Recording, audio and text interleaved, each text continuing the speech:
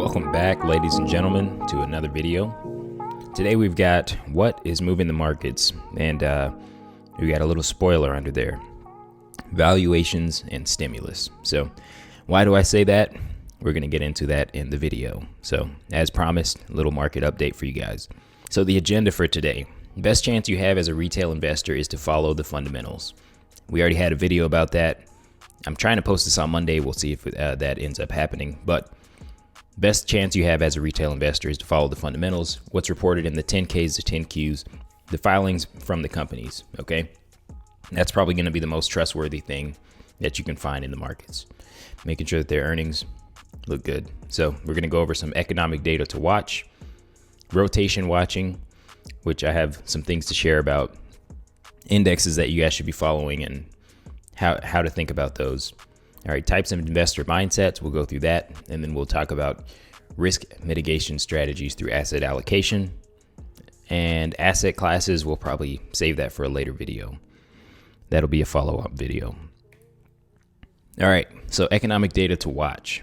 So interest rates, this is from Friday, last Friday, I believe the 26th of March. Interest rates were down on the 10-year, down to 1.6. Oil was up, I believe, by about $2 on the week, up to 60.73. The dollar was up. We had that tanker. It just recently got dislodged from the canal over there, Suez Canal. So oil should be looking a little bit better. Most of that oil was destined for Asia. But the dollar was up on the week. Gold and silver were down. GDP growth was revised up from 4.1% to 4.3%, but that's not anywhere close to the Fed's purported 6% growth that they expected. Weekly unemployment claims were 684,000 claims, which is higher than the worst week of the Great Recession of 2008. So how can we have that many claims for unemployment? You know, it's worse than the Great Recession, and we're supposedly in a booming economy. All right, we have to think about that, because every time they say booming economy, they talk about it in terms of GDP, right? And if GDP is going up from last year when the economy was shut down, that's not really a hard bar to jump over, right? It's not hard to jump over that bar.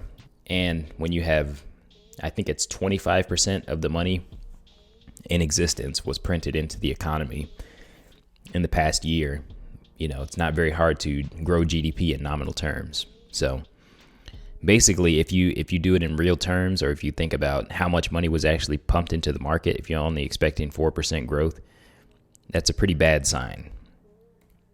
Okay, so January we had stimulus checks, and personal incomes for individuals were up by 10%. Personal consumption was up 3.1%.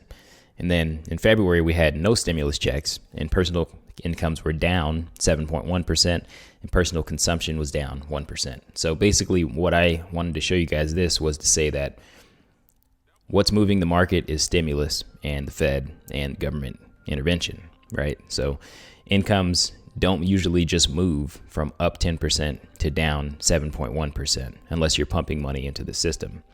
So that's something to keep a serious eye on, is stimulus, the Fed, and what the government's doing, because they're running the economy now. All right, so I wanted to make a little note on rotation. So this is what we saw on Friday. We saw the S&P was up 6.8%, NASDAQ was up 1.5%, so less than the S&P. We saw the Dow was up less than the S&P and the NASDAQ, and we saw that the Russell 2000 was up 1.78%. So what does that tell me? That basically tells me that the Russell 2000 contains the small companies, right? So people are rotating from these larger companies, these larger tech companies, and these larger industrial companies into the small companies. And if you guys tuned in earlier, I was showing you guys a graph of the fact that Russell 2000 companies, or smaller cap companies, are the most undervalued right now. So sometimes what you see is you see a crash in the Russell 2000 before you see a larger stock market crash.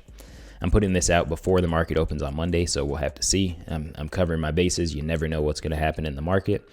But what we see is a rotation into small caps, because check it out. You see NASDAQ is up less than the S&P. Dow Jones was up less than NASDAQ. So people are taking money out of those large industrial companies, out of the tech companies, and they're putting it into the small companies that are in the S&P.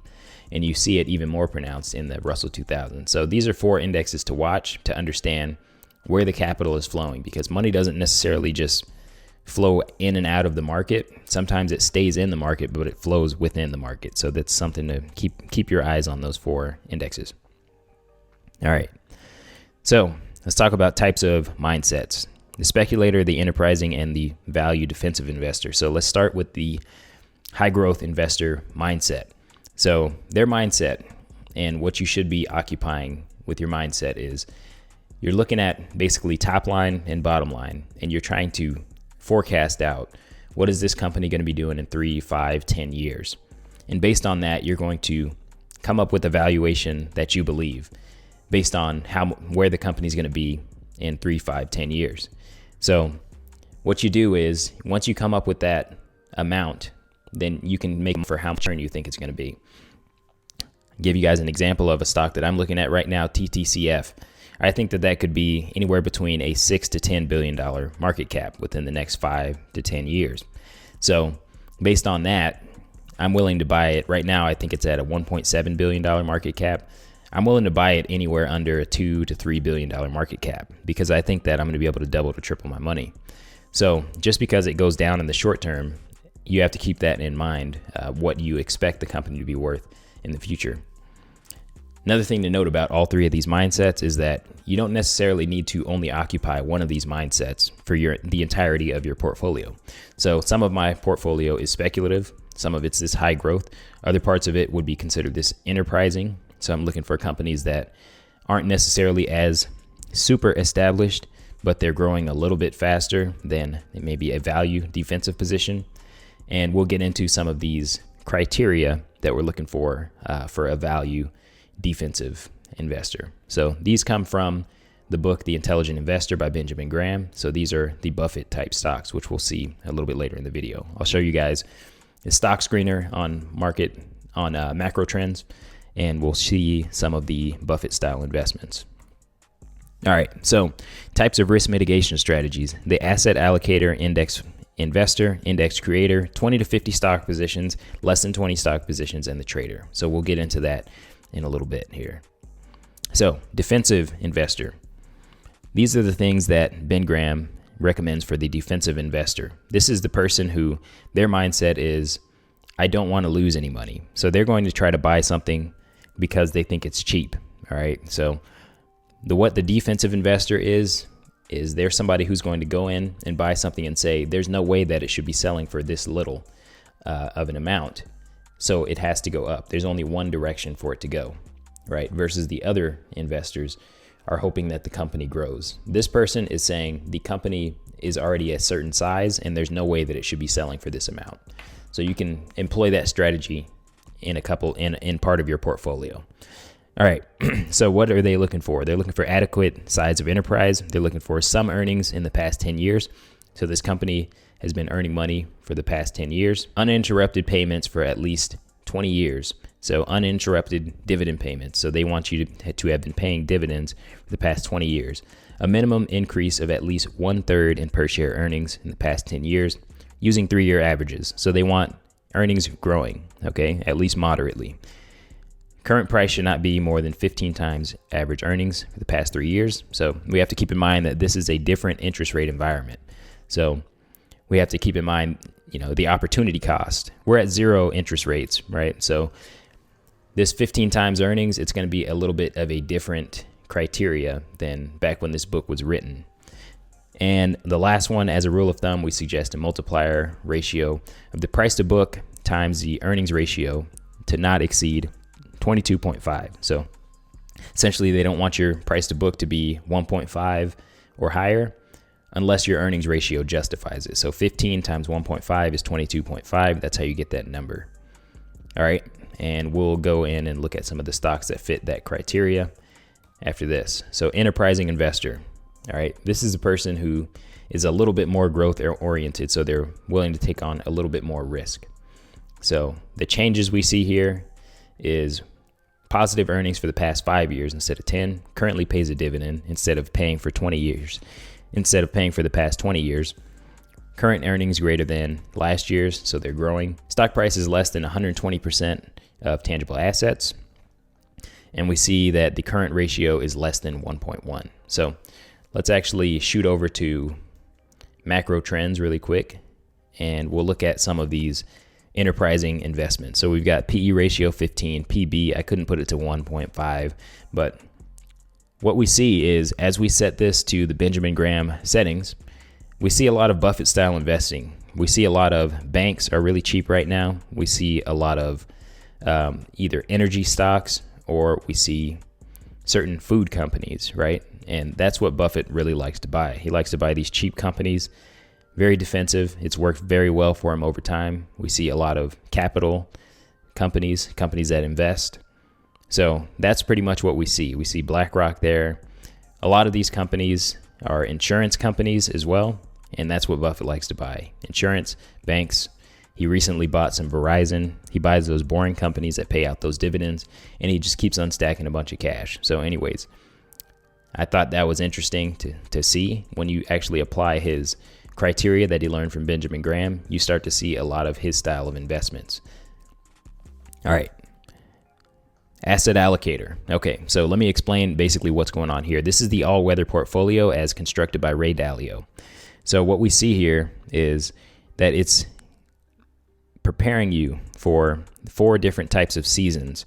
So we've got high prices, low prices. We've got high economic growth, low economic growth. So let's go through these conditions. So if you have high inflation, which is what we're expecting right now in the market, you see that bond prices will go down because the interest rate needs to be higher. So if your bonds go down, then your commodities and your gold will counteract that by going up, right? Because the price of gold will go up in inflation, the price of stocks will go up in inflation, commodities will go up. That could be like corn, beans, rice, things of that nature. And then the opposite is true with deflation, right? Deflation, your bonds become more valuable and your gold and your commodities become less valuable. Your stocks have less earnings. Okay, higher than expected economic growth, right? Then you're going to get your stocks are going to go up. You're going to see your bonds are going to get hurt, and then your gold and your commodities could get hurt. So it really depends here because these things have to interplay with one another. If you want to get the full explanation, go to this website down here.